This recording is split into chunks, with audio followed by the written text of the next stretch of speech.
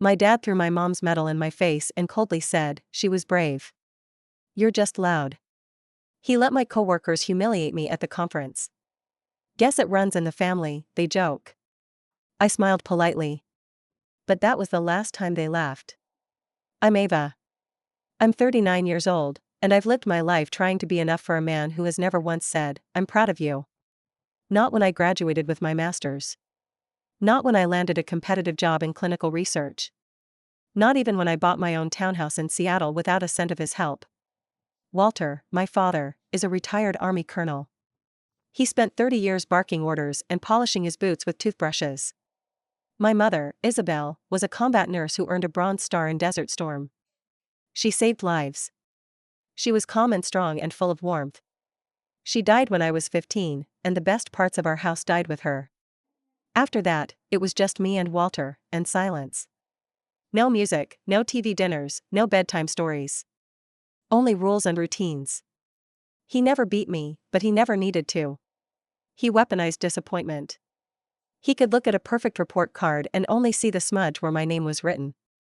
Still, I tried. All my life, I tried. I got scholarships. I followed the rules. I went to grad school. I chose a career in science because it was logical, not messy. Predictable. I thought if I could master the numbers, the structure, I could make sense of the things he said to me. Or worse, the things he didn't. When I finally moved out at 19, I told myself I was free. But the truth is, some change you carry with you. The conference was in Portland, a 3-day industry event where pharma companies and researchers presented new trial data. I had been working on a new immunotherapy study for almost a year, tracking patient responses, adverse events, building presentations with my team. I was the study lead, and this was my first time presenting solo. My manager had even pulled me aside to say how much they were counting on me. So I did something I hadn't done in years. I invited my father. It wasn't some grand olive branch. I just wanted him to see it. To see me. Maybe deep down, I thought he'd hear me speak, watch me own that stage, and say, "Now that was brave." He said he'd come. Drove his old Suburban down from Tacoma. Booked a room at a cheap motel. Showed up wearing slacks and a pressed flannel. Said very little, as always. The morning of the presentation, I met him in the hotel cafe. He sipped his coffee and asked how long my little speech was. I told him 20 minutes. He nodded and said, "Well, don't fidget." That was it. I walked into the auditorium ahead of him and tried to pretend that this was just another milestone. But it wasn't. Not with him there. The room filled quickly. My coworkers, Reese, Marla, a few others, took the front few rows. My father sat directly behind them. I noticed the smirks right away. The elbow nudges. Then I heard Reese say, "Just loud enough, bringing Daddy to work now?" Marla laughed. Guess it runs in the family. Cringe must be genetic. The laughter wasn't loud, but it hit like a slap. I froze for a second at the podium, waiting, hoping that my father would say something. He didn't. He sat there, arms folded, eyes on me. Unflinching. I launched into the presentation. The data was tight. My slides were clean. I fielded questions from immunologists and clinicians without missing a beat. And then Reese raised his hand. "Did your dad help you with the charts? Army guys love spreadsheets, right?" The laughter wasn't overwhelming, but it rippled, like a virus in a sterile room. I looked at my father again. Still nothing. No shift in posture. No raised brow. Just silence. I finished the talk. Said thank you. Walked off stage. The room applauded, but it didn't matter. The one person I wanted to react to didn't. Outside, by the valet line, I found him smoking a rare cigarette, an old habit he usually kept for funerals or victory days. "You didn't say anything," I said. He glanced at me, then reached into his coat. Pulled out my mother's Bronze Star. The one I kept in a shadow box on my shelf. "I thought you should have this," he said, tossing it lightly toward me. It struck my collarbone. Cold. Heavy. "She was brave," he said, voice low. "You're just loud." Then he walked to his truck, started the engine, and left. I stood there on the sidewalk, medal in my palm, the air thick with exhaust and humiliation. I wanted to scream. Cry. Anything. But I just stood there, because I'd learned long ago, reacting was a weakness in his world. That night in my hotel room, I stared at the metal for hours. Ran my fingers over the engraving. Isabel M. Lane, for valor. I thought of all the quiet, brave things she did, volunteering for the field unit, the long nights in the hospital, standing between me and Walter more times than I could count. And I realized something. Bravery doesn't always look like silence. Sometimes, it's standing up. Speaking out. Even if your voice shakes. Even if they laugh. And I did speak out. The next morning, I went straight to our HR rep, who was also at the conference. I laid out everything. The audio I recorded from the auditorium. The pattern of disrespect Reese and Marla had shown me over the past year. The anonymous feedback from past employees that hinted they'd done this before. I submitted formal complaints. Then I dug into my email history. Found a draft proposal Reese submitted last quarter that looked suspiciously familiar. I ran it through a plagiarism checker. Matched 78% to a published paper in Nature Medicine. That became Exhibit B. I didn't stop until I had a file. Pages of documentation. Screenshots. Audio clips. A case that HR couldn't ignore. And then I waited. The fallout was swift. Reese was suspended. Then terminated. Marla was transferred to an affiliate office in Omaha, officially. Unofficially, she was told to find a new role. And me? I was promoted. Quietly, respectfully. No parade. Just new responsibilities, a better office, and a leadership development program I'd been passed over for before. I didn't celebrate. I didn't throw confetti or take selfies. Instead, I placed the bronze star back in its box. But I didn't put it on a shelf. I kept it on my desk. A reminder. The promotion wasn't exactly a dream come true. It was quiet, almost clinical, the way they offered it, no grand announcement, no HR newsletter, just an email from the department lead thanking me for my continued professionalism and an attachment with a revised title and salary bump. I sat staring at the message for almost 10 minutes. I wasn't even sure I felt proud. I felt hollow. Like the wind had come too late to matter. Like it was a gift handed out at the end of a long funeral. I didn't tell my father. I hadn't blocked his number, though I wanted to. I didn't delete it either. I just stopped checking. I let his silence be his last word. Still, I half expected him to call. To ask about the fallout, or even offer some warped version of advice, like that's what happens when people step out of line. But there was nothing. The silence was louder than any insult he ever threw my way. Weeks passed. The office environment shifted. You wouldn't think two coworkers being removed would cause such a ripple, but it did. People were suddenly more careful with their jokes. Meetings were quieter. Eyes watched me, some with respect, some with suspicion. One woman from our regulatory team, Yasmin, who never spoke much before, stopped me in the kitchen. "I'm glad you said something," she murmured, carefully pouring cream into her coffee. "It's been like that for years." I nodded but didn't smile. I wasn't interested in being anyone's silent hero. I'd lived that role too long under my father's roof. The new role came with a new kind of exhaustion. More travel. More meetings with sponsors. Fewer moments of silence to think. But I liked it. I liked that my time was full of systems and measurable outcomes. I liked that my mind didn't have the space to spiral. One evening, after back-to-back meetings, I found myself alone in the building, looking out the floor-to-ceiling windows at a blurry Seattle skyline. It was raining again, one of those slow, steady rains that soaked you before you even knew it had started. I reached into my drawer and pulled out the shadow box. My mom's medal sat in it, still pristine.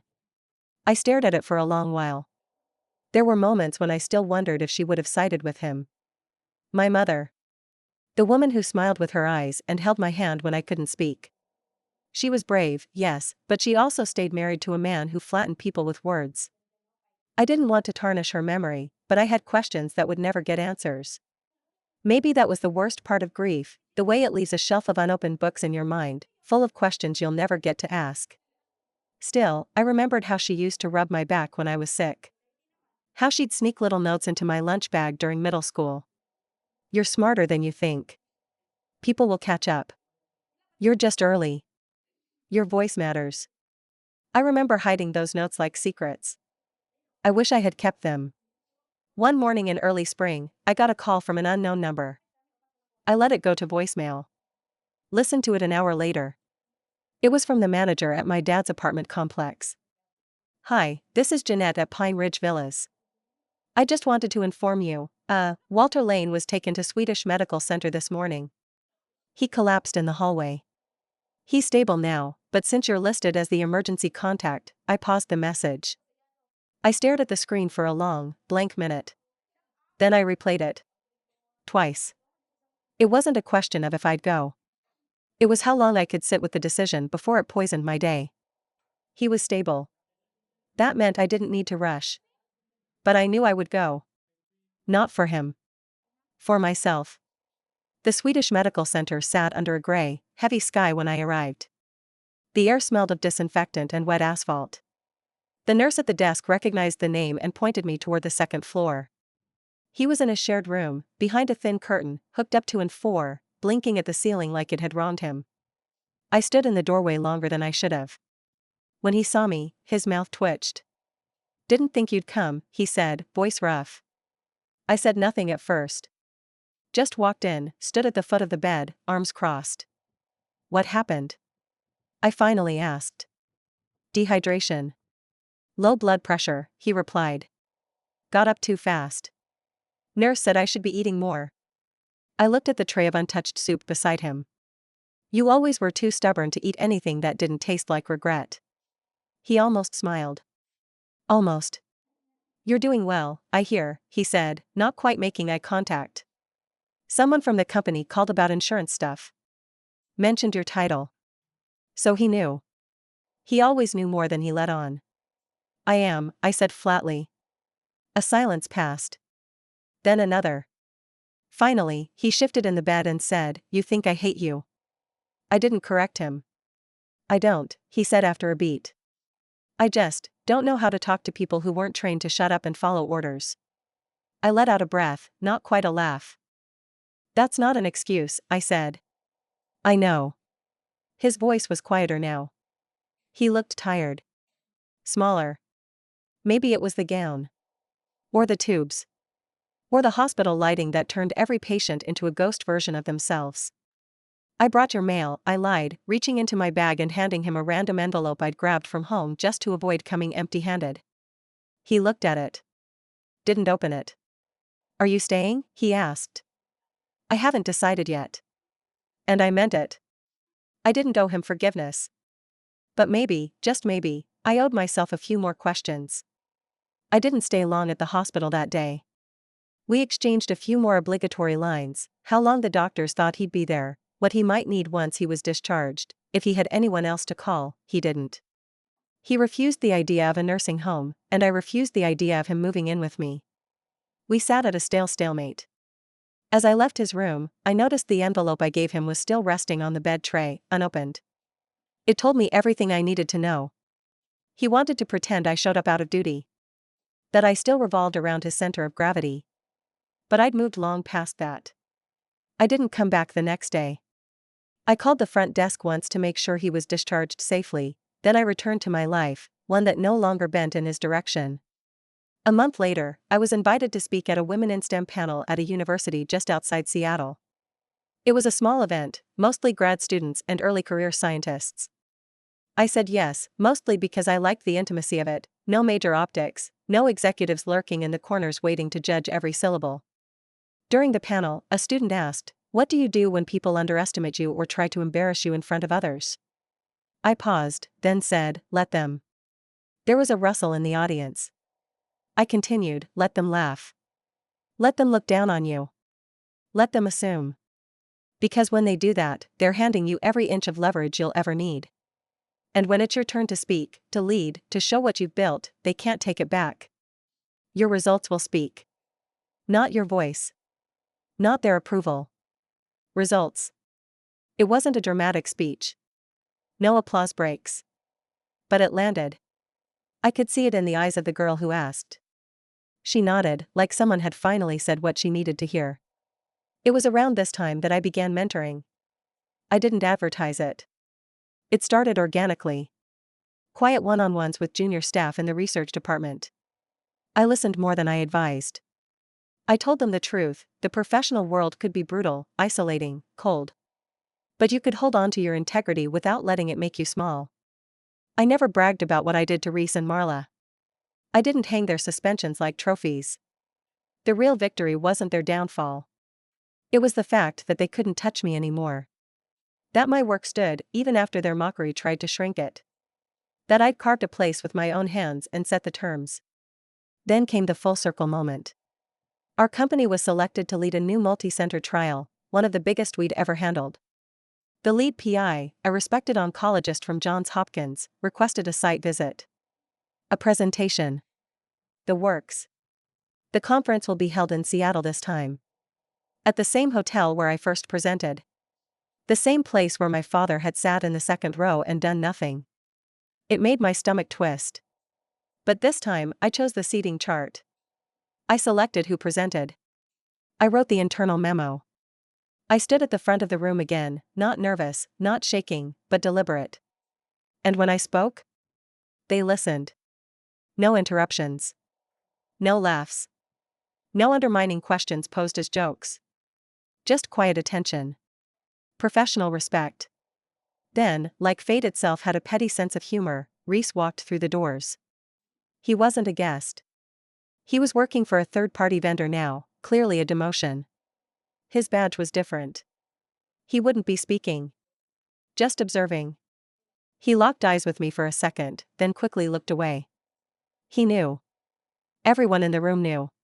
It wasn't spite that rose in me. It was clear. He had to sit in silence and watch me own the room he once tried to humiliate me in. Later, at the networking mixer, he tried to approach. I saw him weaving through the crowd. I turned and walked away before he reached me. That was my final word. As for my father, he now lives in an assisted living facility outside Spokane. He stopped trying to call after his fourth voicemail. Each one more clipped than the last. The final one simply said, "Suit yourself." I did. I suited myself in every possible way. I didn't return the calls. I didn't visit. I sent a box of books once, mostly history and military memoirs. A few about resilience, written by women. No note. I don't need revenge in the classic sense. I need peace. And I have it. Because every day I wake up and choose a life that is built without him. Every time I lead a team, approve a project, lift another woman into a role she's been overlooked for, I reclaim something he tried to take. Every small win is a louder echo than his silence ever was. So no, I didn't scream back when he humiliated me. I didn't storm out or slam doors or burn bridges. I outlasted him. I outgrew him. And in the end, I outshined every shadow he ever tried to put me in. That's what real revenge looks like.